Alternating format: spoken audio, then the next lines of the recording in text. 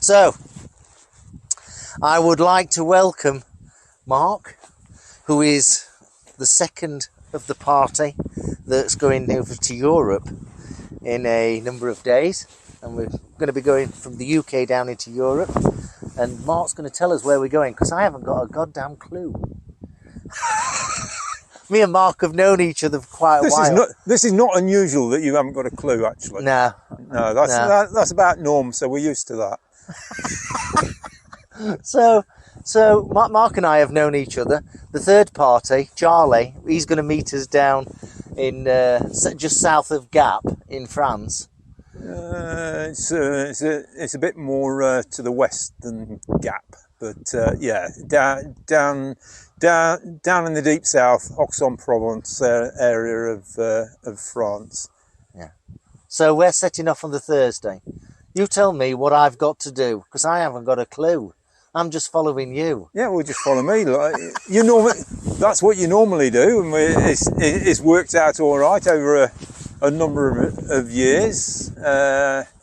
Certainly, I've been wandering around Europe for the past. When did I first go? I think I first went probably around the early 80s, I think. And in those days, it used to be a race to the south, to the Bol d'Or. Generally tacked on the end of the Bol d'Or was a week on the Mediterranean coast at one of the campsites down there that used to do discount rates for bikers coming after the Bol d'Or, and we used to have a fantastic time down there in our younger nightclubby days down on the Med. We've been tear gassed, we've been ejected from various hostilleries and things. Not just us, but the whole thing was cleared with a family canister of CS gas, which was our first experience of that particular product. So I think let's get into the finer detail. What was it like in a French prison for 3 years? That's a joke. That's a joke. No, I actually joined the Foreign Legion, so I could change my name and passport. But and you got a new national insurance number from the UK when you returned. That's another story, of which there are many. And yes, we all have considerable motorbike experience, either together or separately. We've all done separate runs into Europe over the years, because holidays and other commitments didn't mesh. So we're not adverse to going alone, but we know that we have a bigger laugh if we're all together, because we're all mad as they come, sort of thing, and we all take the piss out of each other and have the piss taken out of and that's us accepted, as well. isn't it? And that's perfectly acceptable in this politically correct world amongst ourselves. We have our own world. Yes, we do have our own world, that's for sure. But you know, it's not long before we set off. We're going on the Thursday. Yeah, we've got to prep the bikes. We've all got new to us bikes this year. We have, haven't we? Last year we had fun and games. We had a couple of Italian bikes and a and I had a BMW and a German bike, and they all did really well. They all did really well. But the Italians suck fuel like it's going out of fashion. And the German BMW, it didn't use any fuel at all, I don't think, but it was so boring. The rider kept falling asleep and asking if we were home yet. I dropped that BMW. I had the BMW and it was great. It did about 1 million miles a gallon, and I ended up dropping it at a petrol station, didn't I? Best place to drop it. Yeah, he filled it with fuel and found it was twice as heavy as it being to start with, and over he went. Which was a right laugh for the rest of us. But yeah. So what bikes have we got to take? We've got a couple of Triumph Tigers. Yeah. So we got a Tiger 900, a new Tiger 900, a late model Triumph 800 Tiger. So electronically, those two bikes are very similar, but obviously one's got the new T-plane crank engine and one's got the old 123 firing order 800 engine. So we're quite interested to see what the differences are in those two models, because you're talking a difference. Well, from the late model 800, you're talking around about the 7 to 8 grand mark with the touring kit on it, against the 900, where you're looking at sort of probably about the 12 to 13 grand mark for the 900 GT, but not the Pro, with the touring kit on the aluminium boxes and top box. So it's going to be quite interesting to see how those two perform against each other in terms of comfort, fuel consumption, windage off the screens. There's nothing finer than a bit of windage. Bit of windage, yeah. It depends whether it's coming from the rear or the front, though. In my experience, yeah, you're right. It's you know, and also who's providing it, and whether they've had an Indian or a Chinese the night before. And there'll be plenty of those while we're away. No, there won't. We're having proper cooking and the food as well. Yeah. There we are. There's the first incorrect political statement. So, go on. What's Charlie bringing? So yeah, the other bike on this trip. There's just 3 of us this year, which tends to work better because you got less discussion about people's aspirations for the holiday. And us 3 have been doing this for a long time together now. So Charlie has bought himself a new Tracer 700 for this year.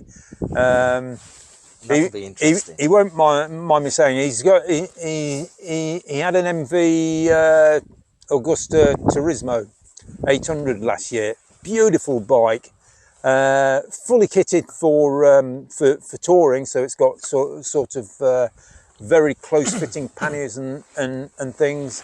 But it really is. It's a sports bike in a sort of tourer guise, and it got very upset when the temperature crept above about 35. I think it was 35, 40 down in. We're at Lake Garda. Yeah, Lake Garda. We're actually ended up having to go through Geneva in the rush hour. Because we spent too much time prattling around in the hills, and we needed to get to our booked accommodation before the reception closed up. So through the middle of Geneva we went, and the MV Augusta started ticking like a time bomb. The cam chain, the oil pressure cam chain tensioner wasn't having it, and it just wasn't tensioning the cam chain, so it was clicking and banging like a good one. Like a sack of hammers. Yes, literally like a sack of hammers. And I do have a friend who's a blacksmith, so I know what a blacksmith's bag of hammers sounds like, and it sounded just like that. He has fixed it with a manual cam chain tensioner, but he's decided that he wants something a little bit lower, because it is a very tall bike, the MV Augusta Turismo. So he's gone for this 700 Tracer, having tried out several others of the ilk, like the Triumph 660 and the new Honda Transalp and the Suzuki 800. You see, he's a fairly tall guy as well. He is. He's a few inches taller in leg and inside leg and height than we are. So he does tend to get blown about a bit. Which he had a 900 Tracer GT a few years ago, and he must have had 3 or 4 different windscreens on that thing, and he never found something that that actually really suited him. He always suffered a buffet of it. Whereas this 800 that I've got, I could sit behind that all day. I don't get a lot of buffet off it. I have it on the lowest setting, which suits me because I like a little bit of air pressure on my helmet and on my visor to clear the weather, any rain or anything. But on its lowest setting, it actually rattles around your head less than it does on the taller setting. And I think it's just the way the wind's hitting you coming off the front of the bike. We'll see as we go down the motorway, because these bikes are so new to us. We haven't really done a lot of motorway miles on, and from where we are up in Yorkshire to down to the south coast to catch the train across to Europe, it's a 240-mile run for us, most of which is motorway or dual carriageway, depending on which way we go. But generally, we will be running against the clock to get there.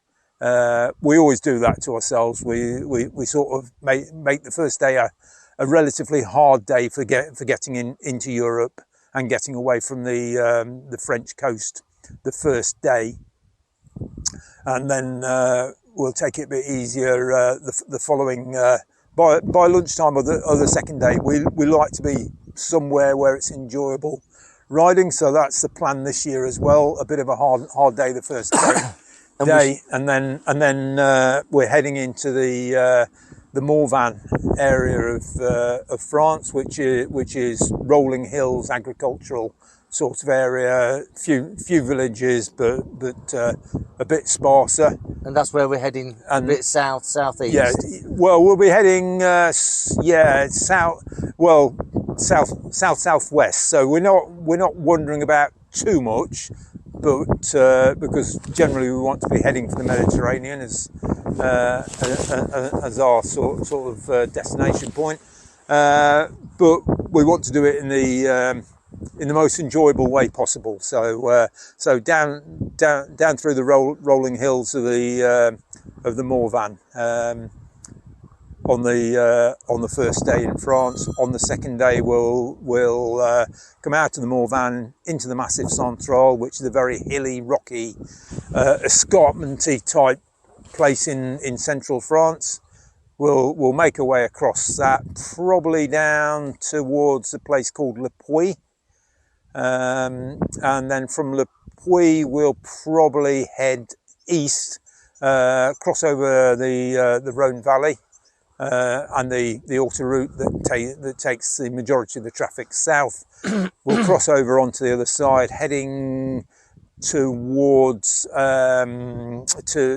towards Gap, and pick up the route south from there. The route Napoleon south from the Gap area, and that's not too far to where we're staying. And from there to our sort of base camp for the week is probably half a day's ride, something like that. So it's all fairly leisurely after the first day of getting into Europe and the first morning. It should be a lot nicer, I think, and that sort of sets the scene for where we're going.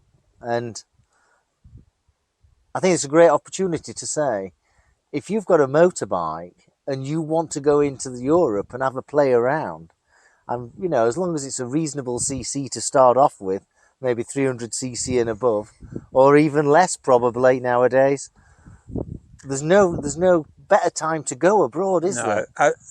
Actually, thinking back to my younger years when I first started going, the reliability of the bikes wasn't really there. You expected to break down almost. You carried quite a lot of spares, a full socket set,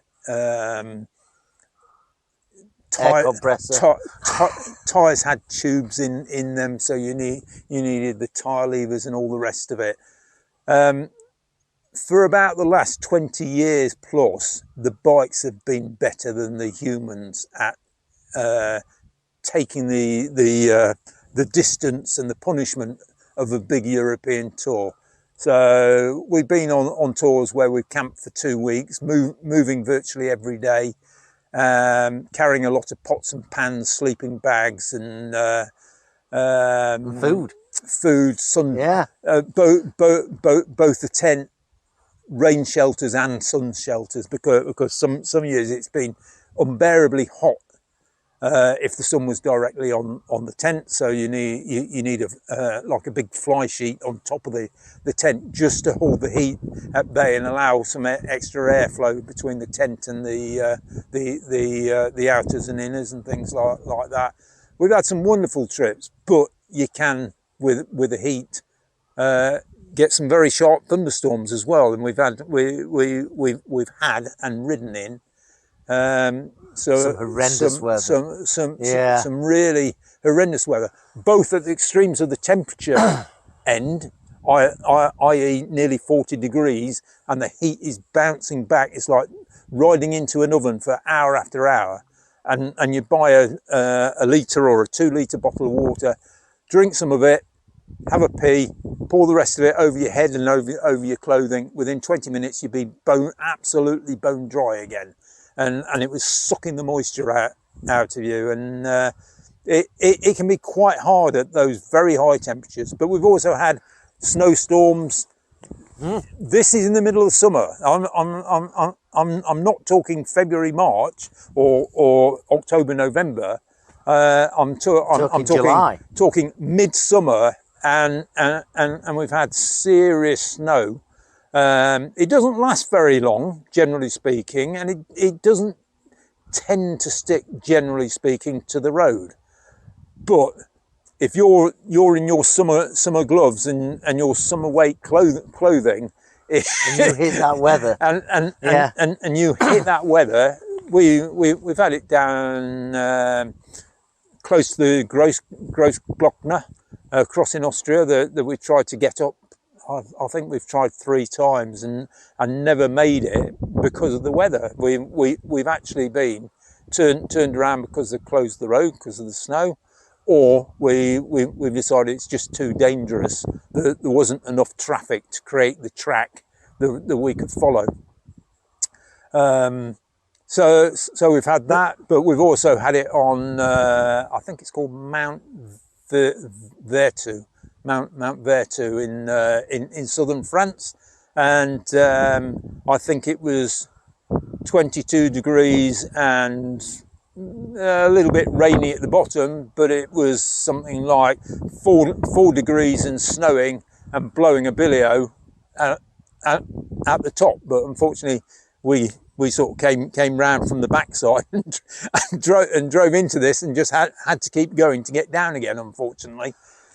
But they're the extremes, aren't they? They are the extremes, but they're the bits you'll tend to remember of your trip. The easy bits are long forgotten, because there's been more of those than the bits where they're the 80%, if not above. Yeah, they are. And they're great. Yeah, absolutely. They're relaxing.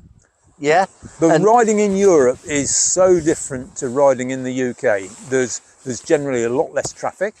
Generally, everybody's granny's ridden a moped at some time, so nobody looks at you as an outcast because you choose to ride a motorbike. In fact, they're interested in where you're going, where you've come from, what you're planning on doing, what you're planning on seeing. They're interested because somebody in everybody's family has or does ride a moped or a motorbike. Yeah, maybe not big, but this, now is the time. Now is the time to take up the opportunity of doing something different and getting on the motorbike that you have and taking yourself into Europe. It's not a major challenge, is it? No. It's just give yourself time. Yeah, that's all. You've got your. I'd recommend having some sort of breakdown insurance in case the worst happens.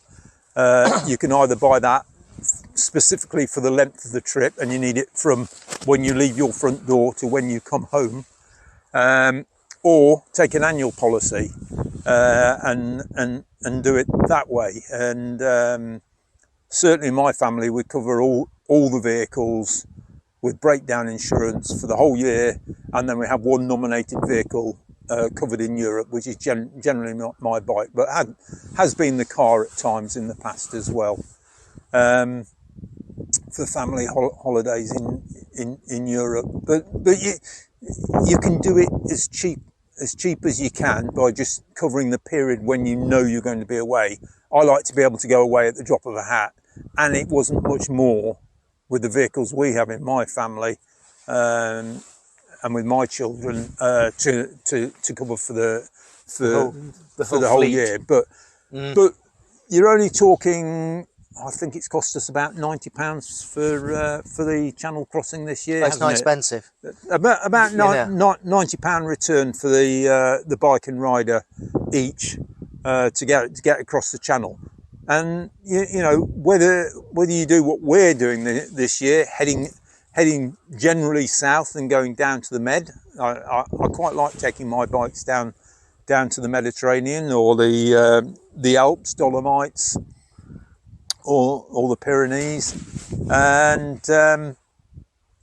it's a bit of a haul the first day, but other than that, yeah. But I think the excitement of the first day is hardest coming back north. Yes, it is. But that's another story. It is much harder coming home than going out, because you've got your adrenaline. You're looking forward to it. You're G'd up. Yeah.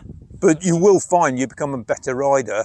I certainly always think I'm a better rider when I return from a long trip than I set out. A, because I got used to the bike being loaded again, and B, because you start looking much further down the road.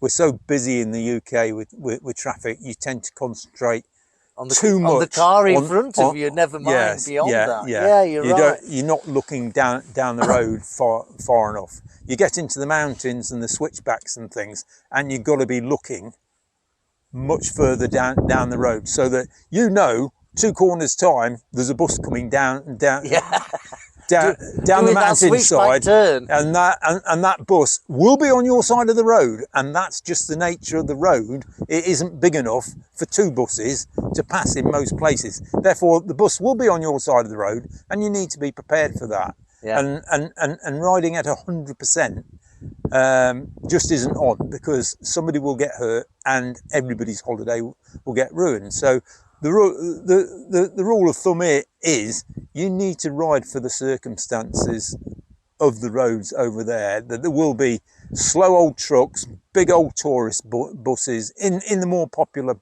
places coming down on your side of the road, and if you're not expecting it, well, you bloody well should be. Yeah.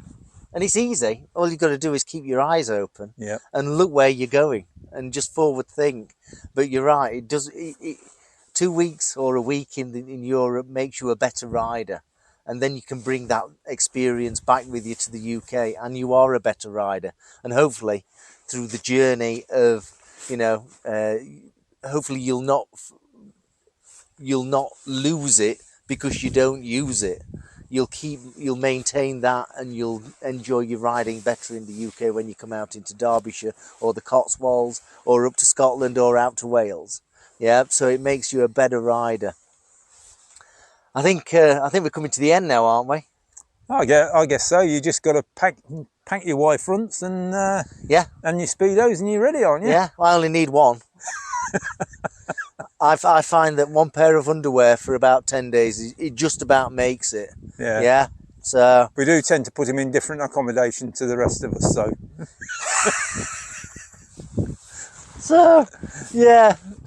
And we've got a static caravan. We tried a static caravan last year, didn't we?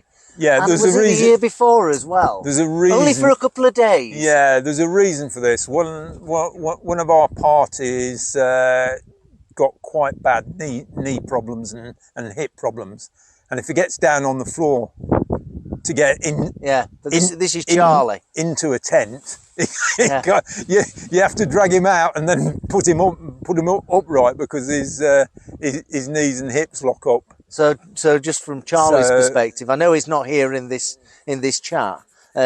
Sorry, Charlie. 2023 is your last game with us. You've never, because you're an old fart and you can't hold your bowels. You're off. This is the last trip. We're only letting you come because we wanted to go on this 700 tracer. Yeah. If it hadn't been for that, we'd have just dumped you. So we've been discussing this for quite a while, but we've thought, well, he's got a new bike. We're going to have to let him go somewhere. No, He's really good, Charlie. The problem with Charlie is if he's in the camera shot, you'll only see his shoulders because he's so bloody tall. Yeah, so you'll never be able to see his face. Anyway, that's good. Not long to go. Not long to go. I'm super excited as always. I keep wanting to do my packing, but I know it's too early because I shall need half of what I put into the packing out again before we go. But yeah, few more days and I can start seriously thinking about what I'm going to take. And the real thing is to be looking at the long range weather forecast, the general pattern of the airstreams and things down in Europe. I'm not super bothered about getting wet. I rode up from Spain in Storm Clara a couple of years ago when it was absolutely like a monsoon. There was standing water in the coming across the Pyrenees. There was standing water like you wouldn't believe. I could have been driving through a ford for the depth of the water there. But you know, the bike never missed a beat. The tyres, what was on there? I was on Bridgestone BTO 23s. And they were okay. And never missed a beat. The only hard thing was keeping the pace at a reasonable level. In those sort of monsoon conditions, it was very easy to find yourself doing 35, 40, maybe 45, 50 mile an hour on a motorway, which in Europe you don't want to be doing really, because the trucks are doing sort of 70 mile an hour rather than the 60 they do in the UK. So you need to be, even in the worst conditions, trying to keep up with sort of traffic flows and things, and that's when a quality tyre gives you the confidence to do that. You're right. But generally speaking, the weather in Europe is much more settled, much better than here. I've talked about the extreme ends because they're the things that stick in your memory. But most of the riding we have done in Europe, particularly the riding we've done together, has been absolutely fantastic. Been wonderful. It's been wall to wall, sort of 25 degree, which is really nice. 25 degrees. In fact, I remember being in Bolzano in this place with the lake where we used to swim, and that was fantastic. We ended up going into the little village where the pizza place was, and we all ended up wearing shirts and t-shirts, and I felt really naked. I really felt naked. Yep. But you do get used to it. Yeah. You do get used to it, and I know some people are not going to appreciate that, that you're riding around in shorts and t-shirts. But we used to do it all the time. Yeah. Years ago, we realised what the consequences of that is, and I've ridden in Southern Europe without appropriately at the time. There we are. Hang on. Oh, it's still yeah. Sorry, it's the camera buggering up. You've buggered that technology again. No, it's Mr. going. Bamford. It's still going. Yep. It's obviously started another file. I've never got to that point where we've had 400 hours recording at the same time. Well, it's because I'm so interested. We're going to have to get on. Okay, the technology is failing us as usual. A pair of technologists who can't work out how to turn the camera on and off at the appropriate moment. But yeah, really looking forward to this trip. Looking forward to getting packed up and off and away, and we'll see what happens, because we don't plan an awful lot other than the day we're crossing the channel and the day we're crossing it home again. Yeah. They're the only real things we generally booked. We've actually booked the static van as For a whole week, which is going to be great. Well, we were booking it for 5 days, but we found out that it was the same price for 7 days as it was for 5 days. So we decided we might as well go down a bit earlier and make use of the extra days. Yeah. So that's why we're leaving on a midweek basis this hopefully time. Hopefully it'll be a little bit quieter as we journey down. Yes, as we journey down. Yeah, none of us enjoyed this side of the channel, so it just has to be done, and It'll be okay. we'll be in touch. Yeah. Thanks for watching. Cheers. See you soon. Thank you. Bye bye.